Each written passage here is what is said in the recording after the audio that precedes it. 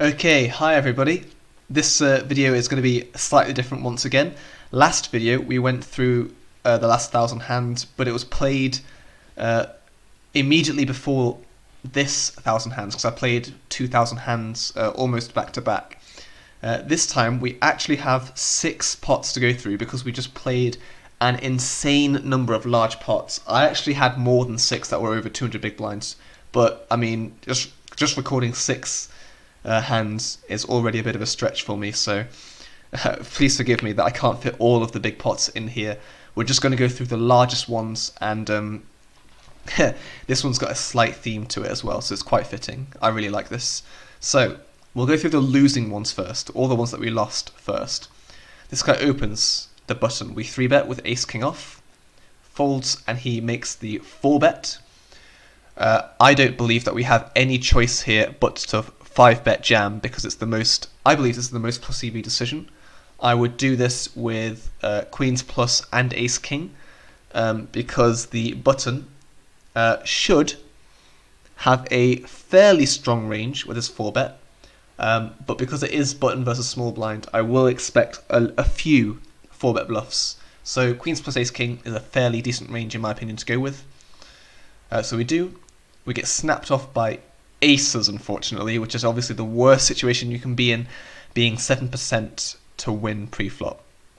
Unfortunately, we do not make our trips once we hit our king on the flop. Okay, the next big pot that we lose is also with ace king. We see a large open 5x, and just to note, this guy has been doing this every time he's raised. He's raised to 10x every time, and it doesn't look like he's nitty either, so we 3-bet. We 3-bet to 35 cents. I think this could be 40 cents. I think it's just because I'm not used to seeing the 10x, the 10 cent, the 5x raise, that I probably just went to 35 cents. But in now that I'm looking back at it, I do prefer 40 cents. We see a call, flop top pair top kicker. We bet a third pot with our entire range because we've got the range advantage. He calls. A queen turn is probably one of the worst turns, except obviously a heart, but in any case we've got 151 left, and I think we should just jam this with our ace king. The other option is to check jam ourselves, but that leaves the door open to checking behind with some of his flush draws. Like he might have 8-7 of hearts, you know, and he just checks and realizes his equity for free. But the downside to jamming here is that we get action from ace queen and ace jack and queen jack a lot, which I'm very aware of, but we might also get action from like queen 10 of hearts, you know, so it is pretty close. I opt for the jam, and unfortunately we do get snapped off by ace queen and are unable to improve, so we lose another 200 big blind pot, that time with ace king. And finally, the last one that we lose, we've got ace king again. We get a open from the cutoff, a call by this really loose fish, and we squeeze to 30 cents. We get a min 4-bet, folds to us, and because it's a regular kind of looking guy from the cutoff, who's obviously been putting the hurt on this table, I think we, again, just like the first time, we just have to just 5-bet rip it, because queens plus ace king range, and we've got ace king, we rip it. It's snapped off by kings this time, unfortunately, and we are unable to improve, so this time we lose a 300 big blind pot. Obviously not going well, but here's where things start to turn around. This is one of my favourite hands of the session. We open 8s from under the gun. The big blind, a fairly loose guy, defends. We flop ace king 8, checks, and we bet a third pot, as I would do with our entire range because we've got the range advantage, and we get a call. Turn is a 6, he checks, and because his range is now fairly capped but fairly strong as well, because he called our third pot bet, he's going to have a pair a lot and some gut shots a lot, and we still have our entire under the gun opening range. Now is the time to really ramp up the aggression and put in the overbet. It is a slight overbet. We could even go like 50 cents here. Anywhere between 30 cents and 50 cents in my mind would be good. I actually prefer a larger size than this in hindsight. I would have preferred like 37 cents. The 150% pot bet is a pretty good bet. In any case, we get the call, and the river is a king, and it checks to us. Now, because this guy's range is extremely capped at like trips at the most, because he doesn't have any full houses really, because he didn't raise the flop or the turn, which he should do a large proportion of the time. So I can basically discount those from his range 100%, whereas we still have aces and ace king. So because we have all the nut advantage, I believe that we can actually jam here for 3x pot, which I do. And funnily enough, we get snapped, and like, I'm not joking, we get snapped off by a7er. I remember it in real time. He hit that button so quick. I don't think he realised that I even put it all in for 3x pot, but he just snapped it off.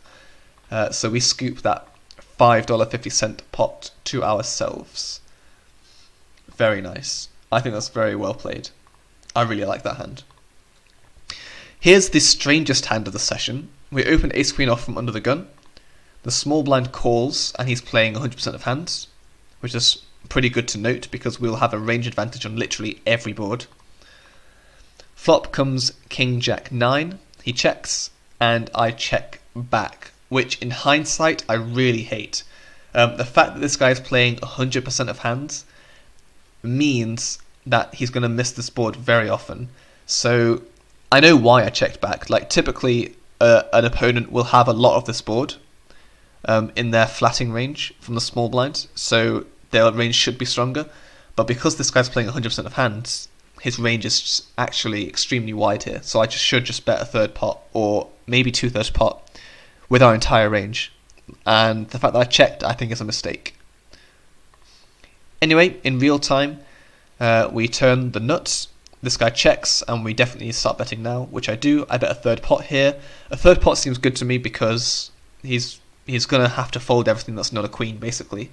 Or maybe like ace king if he flats that pre. But we get the min raise, and facing the min raise, who's like extremely whale-like, I think we can just go for the 3-bet. So I do. We get clicked back. Sorry, not clicked back. We get 4x raised on. This is technically a 4-bet on the flop. And I can be very confident that this guy has a queen at this point, and we can stack it. So I attempt to stack it. It's extremely exploitative, so yeah, you know, don't do this at home versus a regular, but because this guy's a whale, you know, there's just nothing. He's free rolling himself on the turn with his silly line, and I'm not even sorry when I win $8 and technically cooler him, but you know, that's the way it goes. Also, note that the pot was $8 and we get fucking raked 28 cents. Like, how brutal is that? We get raked 14 big blinds in one hand. That's the downside of the rakes structure for 2NL on Poker Stars. Like, I don't think this should be allowed. 14 big blinds from one hand being taken away. Yikes. Anyway, that was that hand done. And finally, the last hand. Technically one of the smaller ones from this session, but it does end up being 200 big blinds, so we'll look at it. We open aces, get a call from a fishy player. Jack 8-6, I think checking is completely fine, because he will be calling with a lot of his hands that catch this board. Although, because he is wider than most people, I wouldn't mind third potting every hand in our range, but it's close. I can see it going either way. In reality, we check, and we face a pot bet, which is pretty interesting. Something to note, if you go into his post-flop statistics, he bets a lot on the flop, bets extremely often on the turn, and then carries on the river. So, with that in mind, I think I'm already thinking about check calling aces all 3 streets, because if he bets that often, then he's going to be very bluff heavy. There's no point in check raising at any point because I want him to continue bluffing. So I execute that plan. I check call. 6 turn, check, call. Queen, river, doesn't matter. Check. He rips it in, and I basically, because he's only got 43 cents left, I basically put it in and try and stack any kind of pair like jack or queen that he might have. But unfortunately for me, he does fold. So we just take that one down. Pretty nicely played. Okay, let's have a look at our graph since the last time we looked at it, which was 2 episodes ago, not 1 episode ago. So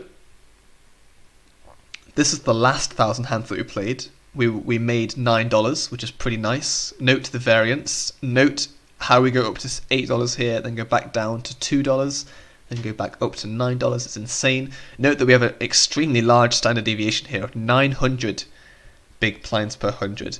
That is an insane number. Like, let me just tell you how insane that is. In normal 6-max poker, like 25NL Zoom, I played 100,000 hands of it, and my standard deviation was around 80. Between 75 and 80 big blinds per 100. Here, this session, I've experienced more than 10 times the variance, which is insane, isn't it? 900 big blinds per 100. Wow. If we look at all dates, so our entire journey so far on the diary, we have hit a massive... We have broken records here.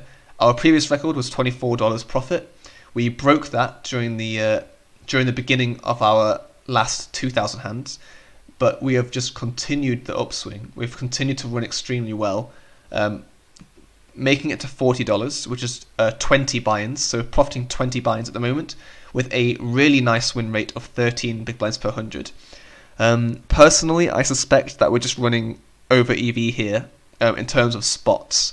Like, I think we're actually under EV in terms of all-in adjusted equity, but I don't like to look at that because it only takes into account all-in spots, and I think there are way more spots that aren't accounted for by that line, so yeah, it's just really hard to tell. I don't think it's an accurate measure. Regardless, we're winning at 13 big blinds per 100 over the 15,000 hands that we've played, so it's a very nice win rate. You can see that our graph is starting to take just a nice kind of a flattened S shape at the moment, which is quite nice.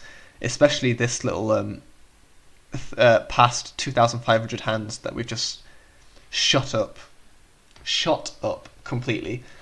This is looking good if you want to make that $60 profit, so we can finally move up to 5NL, which sounds pretty small in my mind, but because this is the target and the bankroll that I've used to work with, it actually feels like a really huge accomplishment to win 30 buy-ins at a particular stake in such a short amount of hands as well. Like, if this keeps going, and I'm going to say with very cautious optimism here, if this keeps going, we'll make $60 profit within 25,000 hands.